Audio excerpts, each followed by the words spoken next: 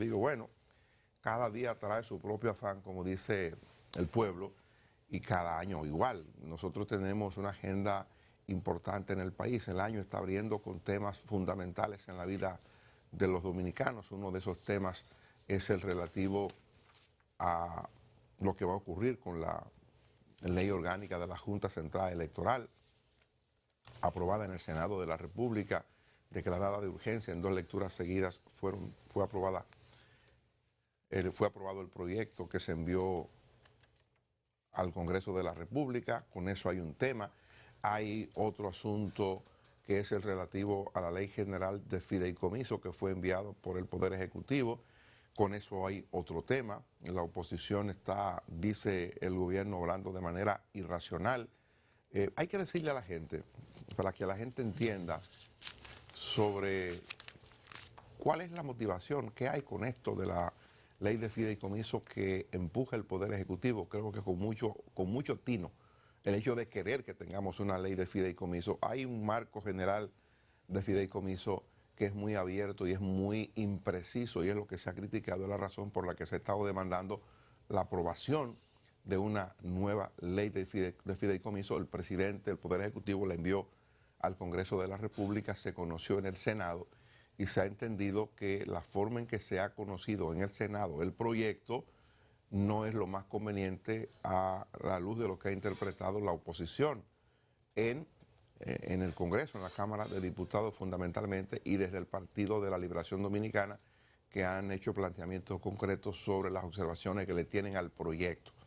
Pero el proyecto de ley de fideicomiso, la creación de una ley de fideicomiso, tiene el propósito real de establecer reglas mucho más claras y definidas para desarrollar proyectos importantes para el desarrollo del país, con la participación de capital privado, con la participación de empresas locales o extranjeras.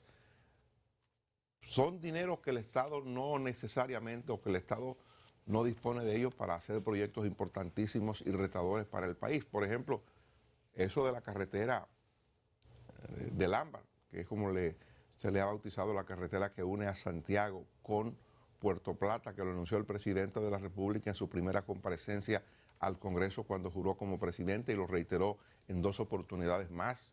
Ese tipo de proyectos, para poner un ejemplo de uno que ya se anunció, ese tipo de proyectos no es posible hacerlo con fondos propios, con fondos del gobierno central, aunque el gobierno central sí pudiera aportar para desarrollarlo, pero el gobierno central no puede disponer de los fondos para hacer ese proyecto, porque tendría que quitarle impacto, quitarle importancia a otros proyectos fundamentales que el gobierno tiene que hacer, incluso dejar de cumplir compromisos, pago de deuda, gasto corriente del gobierno, en fin, diferentes cosas que hace el gobierno con el presupuesto que se le aprueba cada año. Entonces, ese proyecto de ley de fideicomiso, que es perfectible, yo lo creo. Incluso hay algunos elementos que entiendo que tienen que ser clarificados para que el proyecto pase y para que el proyecto sea lo que se procura que sea, una herramienta fundamental para el desarrollo.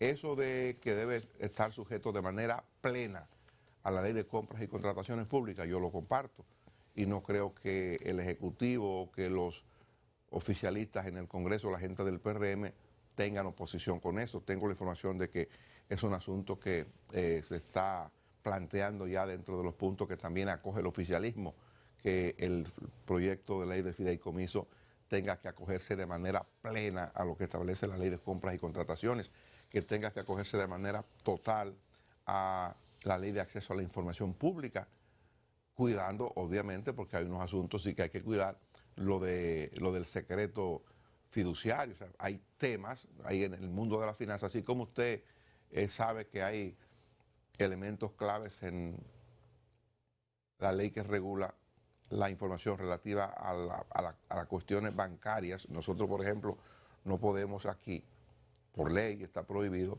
hacer pronunciamientos, hacer campañas que puedan afectar la seguridad del sistema financiero. Nosotros no podemos hablar, no podemos tratar públicamente informaciones que puedan afectar, que puedan poner en peligro el esquema financiero del país. Eso está establecido por ley, con medidas punitivas claras planteadas ahí.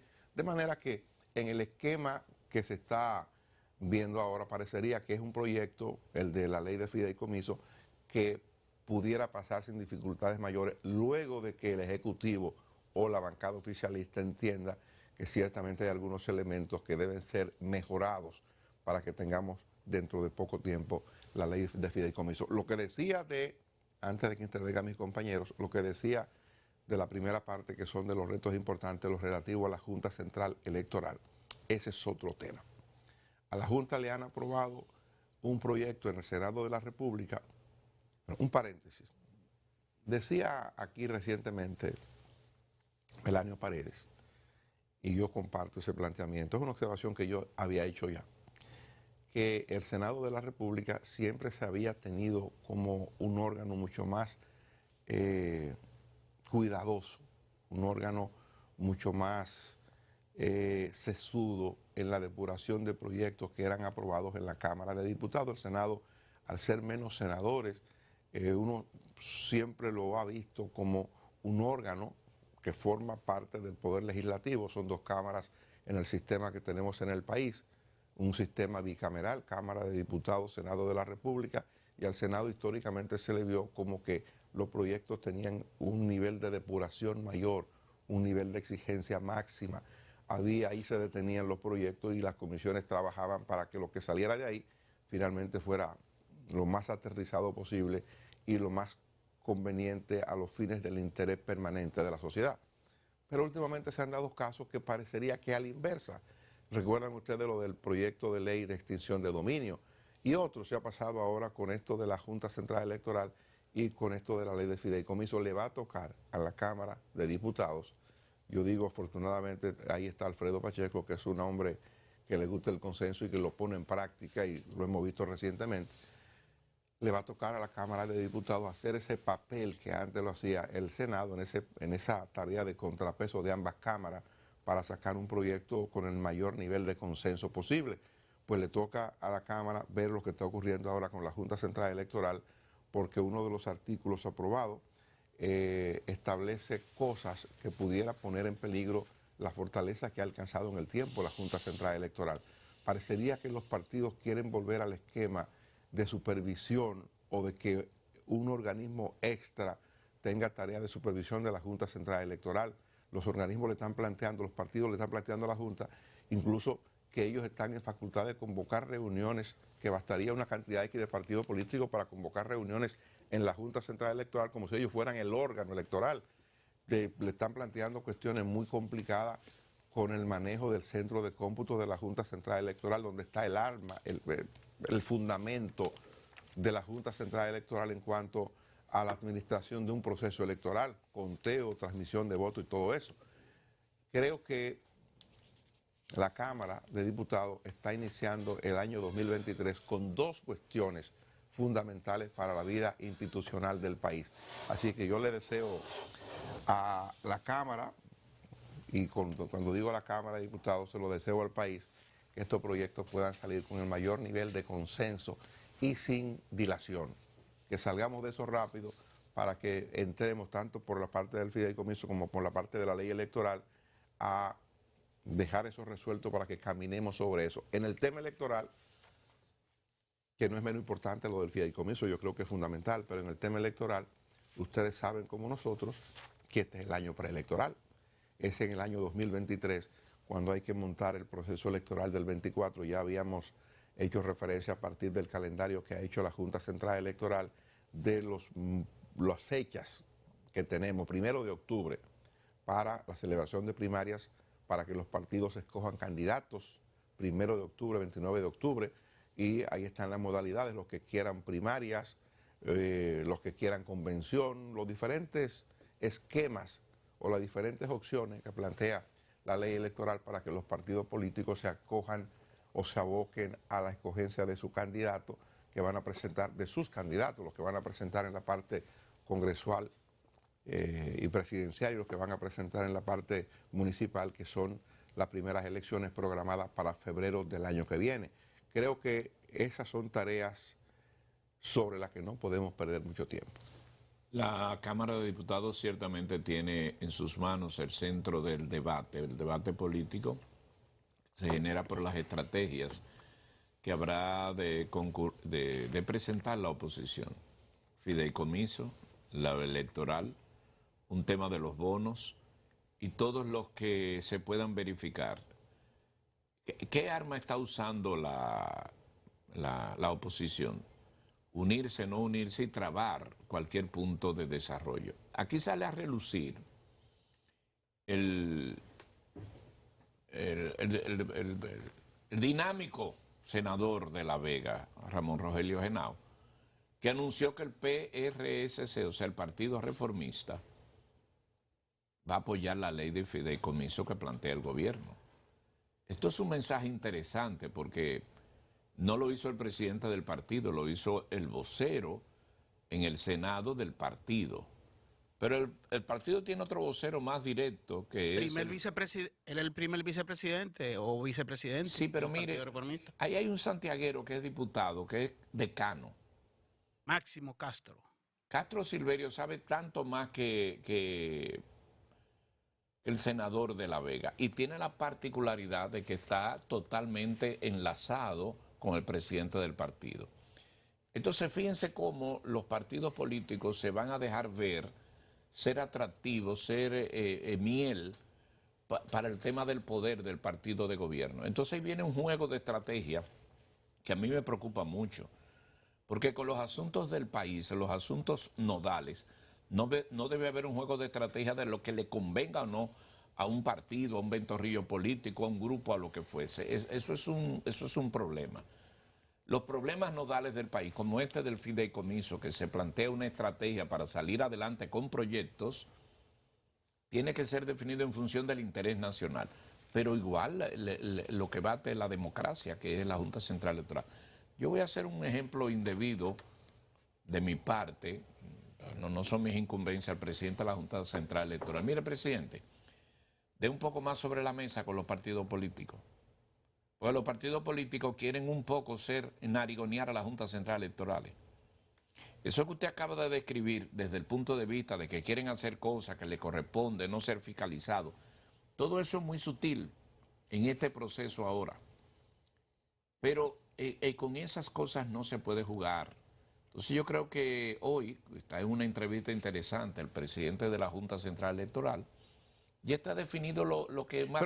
Pero no habla de esto. Exacto. La entrevista no plantea el tema más importante de la Junta, que es esto que estamos diciendo. Pienso o que lo dejaron para mañana.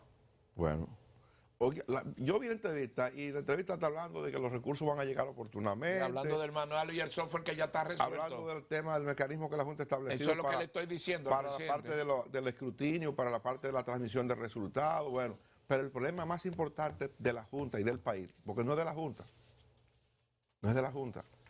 Si la Junta fracasa y este proceso electoral fracasa la democracia, junto los pesos para la democracia. Entonces lo que estamos planteando es eso de que los partidos no quieren que los fiscalicen, que los partidos quieren convertirse ellos en los reguladores del proceso electoral. Eso es una locura. Y yo no siento al presidente de la Junta tratando eso. Eso hay que denunciarlo. Y le corresponde a la Junta Central Electoral asumirlo. La institucionalidad que surge a partir de cuán transparentes y aceptados porque se hayan dado en el orden en que mandan las leyes, las elecciones son fundamentales por eso. El órgano que tiene la responsabilidad de montar las elecciones, de organizarlas, es la Junta Central Electoral y debe actuar con la firmeza que mandan esas leyes. Estamos tratando de darnos esa ley de régimen electoral que debió ser más sopesada, cuidadosamente oídos algunos de los conceptos que sugirió la Junta Central Electoral que no se hicieron. Pero bueno, ahí está la Cámara de Diputados que lo ha enviado a una comisión para debatir el tema. Y qué bueno que tengamos esas dinámicas propias de la democracia. Lo que llama la atención es que personas que tienen responsabilidades en el ámbito del Congreso, el presidente del Senado de la República, que es don Eduardo Estrella, una persona que ha surgido precisamente del ambiente democrático, que ha venido ejerciendo funciones importantes, ya antes fue legislador, ha sido ministro y tiene vínculos muy arraigados con el sistema político y democrático de República Dominicana, que ha sido en ejercicio de funciones, administración de recursos públicos, un ejemplo a seguir, vamos a decirlo así. Es presidente de uno de los partidos, tiene esa responsabilidad, estaría apostando, debe apostar a que las cosas se hagan de la manera más correcta posible en el ámbito electoral. Hay gente que ocupa posiciones también en el Poder Ejecutivo y que tiene responsabilidades de su partido, representando al partido en la Junta Central Electoral, en lo político y en lo técnico. Entonces, cada uno de esos actores que tienen roles distintos en momentos y en espacios diferentes, deben de estar bien claros que República Dominicana no se puede apostar a que llegue un caos. Hay que ver cómo llegó, por ejemplo, ayer la instalación del presidente Luis Ignacio Lula da Silva en Brasil, con un presidente saliente que casi como que escapa y se va para Estados Unidos y no participa de esa tradicional ceremonia que es entregar la banda presidencial a quien lo sustituye. ¿Por qué? Porque allí hay unas situaciones que se pusieron en riesgo, el sistema político brasileño, son otras las razones, otros los escenarios, las causas, pero miremos eso, cómo República Dominicana tiene un ambiente de estabilidad política, macroeconómica, social en lo fundamental, y no lo arriesguemos por no tener las reglas claras para que surja lo que surja de las urnas sin cuestionamiento y sin problema, porque mucho de la inversión extranjera, del turismo y de otras cosas que nos convienen como sociedad para el desarrollo económico sostenido y buena distribución de la riqueza entre todos, dependen de cómo se realicen las elecciones. Bueno, mire, Geomar, Gustavo Olivo y Cabrera,